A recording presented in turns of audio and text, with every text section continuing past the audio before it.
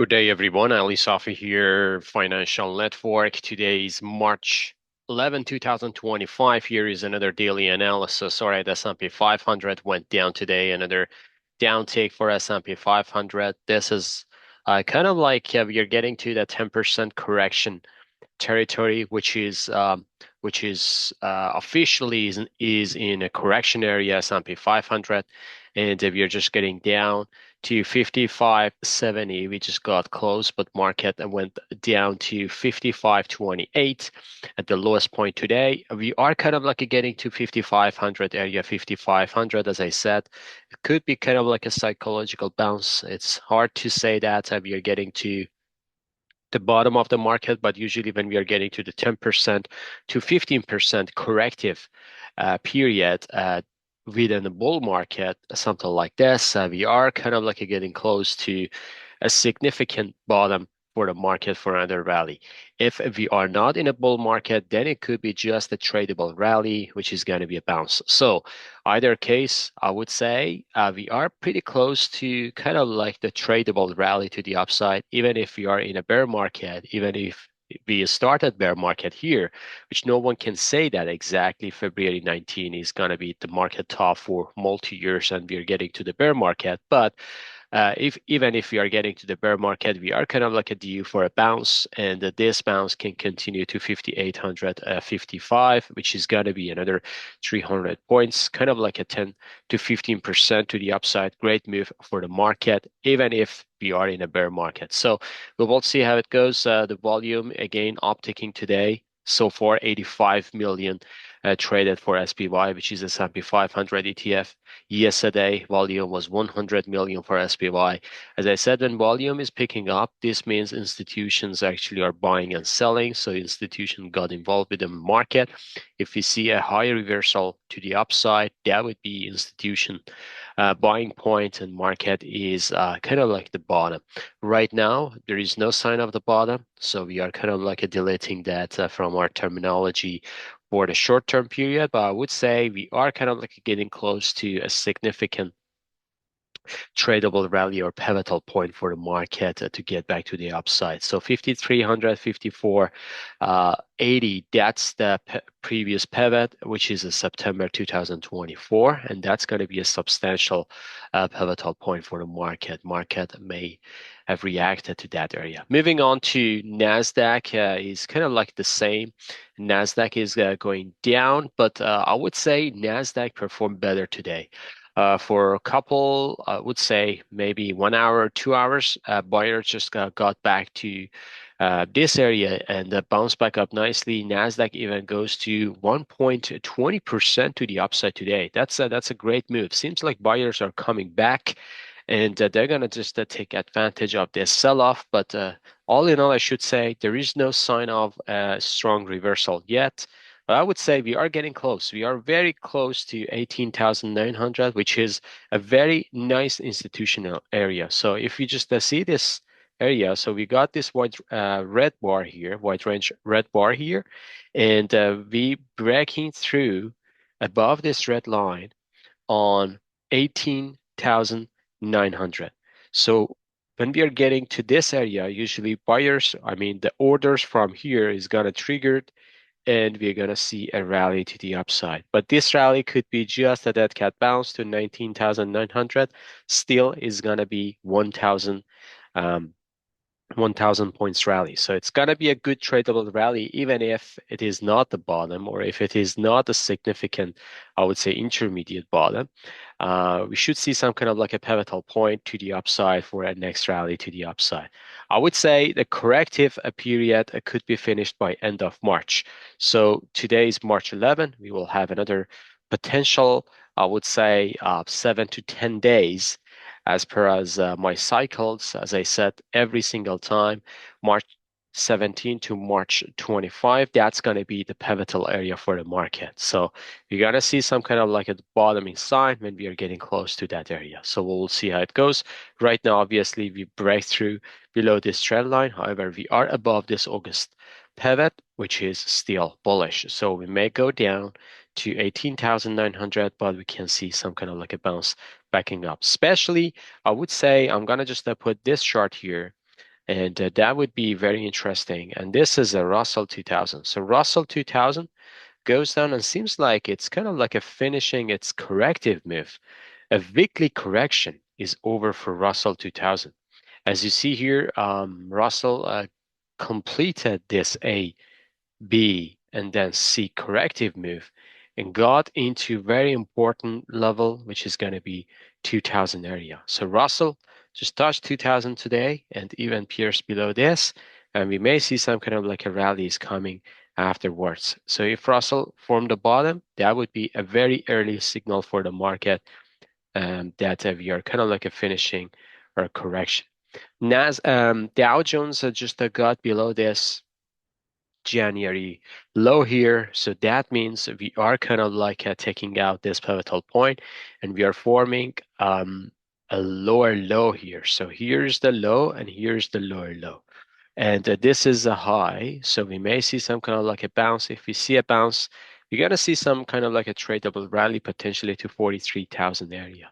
That would be kind of like the scenario for Dow Jones. I would say Dow is going to just stock here for potentially months consolidation, something like this before a breakout to a double top or triple top or even new all-time high. Still looking for a better performance for all major indexes this year, but I would say this is not potentially the low for the year, so we may go down more. I'm kind of like expecting a 20% correction this year, as I just mentioned in my cycle analysis. Moving on to gold. Gold just forming, I would say, I was kind of wondering if we are heading to another C wave. So this is going to be A wave, B wave, and C wave to the downside. But gold is forming a very nice bull flag here, folks. So, and I just follow this with the other charts as well. So copper, silver is forming the same thing. If this is the scenario, I would say gold can hit a new all-time high. The correction is over. And we can see 3000 is coming down the road. And that would be kind of like a marvelous move for gold. I would say the better scenario is going to happen with a silver and also copper as well. So if you just open up the silver chart, you see that this bullish consolidation already triggered today with a fantastic move, I would say 2.60% to the upside. Great move for silver. And right now we are forming a very nice kind of like the pattern here. And if we're breaking through above this pivotal point, I would say silver pave its way for a next rally to $34 and even higher than that. So my target for this year is going to be $44 for silver, but right now we need to get above this 34 to 35, then it's going to be a bigger picture of silver to just the skyrocketing above 40. So stay tuned for that one. I would say this one is coming potentially in summer. We're gonna see that. Moving on to crude. Crude just bounced back up after this decline, huge decline. We are kind of like struggling with this $65 bottom. So this is very, very, very important for crude because as soon as it breaks through, I would say crude 60, then 51 to 53 is coming down the road. So just to stay tuned for that one. No, we shouldn't go below $65. If we go below this $65, then 61, then after that 51 to 53 is coming. It's going to be a huge decline for crude, which is going to be uh, actually good for economy in overall because the expense of the energy is going down, but this means the growth is not there. So people are disappointing for the future growth. So that's why the price of crude is going down. Moving on to individual names, starting with bond yield. Bond yield is just forming the bottom here, I would say, and potentially it's gonna have another rally to the upside, potentially to 4.10 to 15%. That's the area that I have for the bond yield. The treasury on the other side is just forming a corrective move to the downside. Potentially that's going to be ABC correction to $88. And VIX just formed the topping formation here. Remember, I was talking about 27 to 29, 30, and it's kind of like a rejecting this area. So again, if VIX goes down, Even if a stock market doesn't move up, this means the correction period is kind of like getting to the end. But we should just take a look at it carefully, because if VIX goes down very shallow, then it means it's gonna get ready for another spike to $38. Right now, this is a strong resistance for VIX. This area 27 to 29. But as long as VIX is above $20, that means stock market has a potential for more decline. So we'll see how it goes. Moving on to Dixie. Dixie is down today, 103, still a piercing down. I would say 101 to 102 is coming for Dixie. So Dixie below 100, that means we are heading into recession. Why? Because the Federal Reserve is gonna act like a more dovish, and more rate cuts are coming down the road. So this tells me that along with bond yield, Dixie is down, bond yield is down. This means more rate cuts are coming down the road. Moving on to Apple, technology names. 220, Apple just getting close to breaking through to the downside. And I would say this pattern is bearish, and we can get to 200 level down the road pretty soon. Amazon just bounced back up today, 196.60 after hours close. Well, I would say Amazon can go down to 180 for a final bottom here. Still, there's going to be a potential chance to get here for a final sell-off. Meta the same here. So Meta is just getting down to a 600 area. I would say 560, that's going to be the area that I'm just hoping to get there. Microsoft, it's getting to 380, 380, 360 to 380 is going to be important area. It's going to be very, very important demand area for Microsoft. Microsoft can lead higher to 440 if it get above 400. Google downtick today 164, so Google 140 to 146. That could be kind of like the bottoming formation there or buying opportunity. Netflix reversal to the upside. This is the area for Netflix. There are lots of support here, so we'll see how it goes. But I would say if market generally goes down, this one can have like a dead cat bounce to 940, but can go down. Tesla. Bullish Harami today. There are lots of news and rumors for Tesla. And this is capitulated recently, 45% downtick. This is in a good level, 230 for investors, for long-term investors. But right now, Tesla is getting into a lot of support here, especially this gap filled here around 220. So we'll see if Tesla wants to show us something. It needs to go back above 270 first, 269, 270, then 300, 325. There are lots of levels that Tesla needs to break through above it. But usually when Tesla starts its move, regardless downside or upside, it's gonna be very, very spiky. So look at this sell-off here, all the way after, like at December 17, Tesla goes all the way down to here, 45% in just 3 months. So it can go higher, even to the all-time high within 4 months. So who knows? So we'll see how it goes. Moving on to SMH, Semiconductor Index, they're getting close to important level 205 to 10, my target. Stocks, the same pattern here. They're getting close to 177 to 186.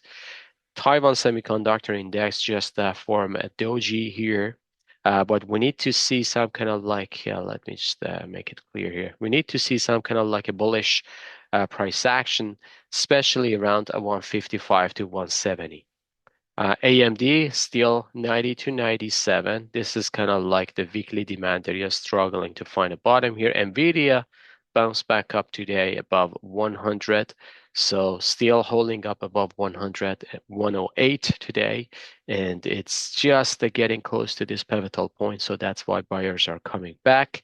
I would say Nvidia around 87 to 96. That's the area that we need to see for a fantastic buying opportunity. Right now, if you're a long-term investor, it's a fantastic area to buy, but I'm gonna accumulate more if it gets here, 87 to 96.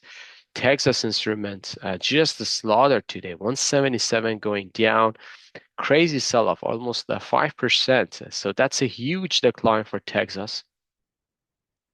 Lamb Research is down today as well, so $73 25 cents after hours, still above $70. XLF, Financial Spider, they're just forming another red bar today. So it's just getting down to this trend line. We'll see if it's going to hold this trend line or it's going to break in through to the downside. KBE, the same scenario. I would say there are lots of supports down here. So still it can go lower before a rally. KRE, the same pattern here, just getting to this area, which is going to be this pivotal point. But I would say still it can go lower before the next rally to the upside. JP Morgan is down today, so 230. If it goes lower, I would say 220. That's going to be the level. Goldman Sachs downtick today, 531, and Bank of America going down today as well. Wells Fargo, just a bullish harami in this gap. So we may see some kind of like a bounce, but that would be kind of like a dead cat bounce. Gold miners, they had a huge move to the upside today. Fantastic move, GDX, just a $41. 84 cents and GDXJ 4% to the upside. Great move for GDXJ. AEM just get into pretty close, actually nominal new all-time high today, AEM. So it's pretty substantial. If you see something get into new all-time high, AEM just got into all-time high today, 100 level. And Newmont is getting back to the upside today, 2% to the upside. Gold Barrick is getting back to the upside. Gold Barrick still they are holding up very well, so should just give them benefit of doubt for more rallies. XLE, Energy Spider. After yesterday's surge, they just hammered today, going down. Exxon just going all the way down here. Seems like it's stuck in this choppy consolidation here. 109 today, 16 close, and Chevron just going down today, slaughtered 154. So still, if it's above 147, we are kind of like a stock in this wide range bar, multi-weeks consolidation. We'll see how it goes. All right, folks, I believe I covered everything. If you like this video, please just smash the like button, subscribe to our channel, and have a good one. See you on the chart. Bye-bye.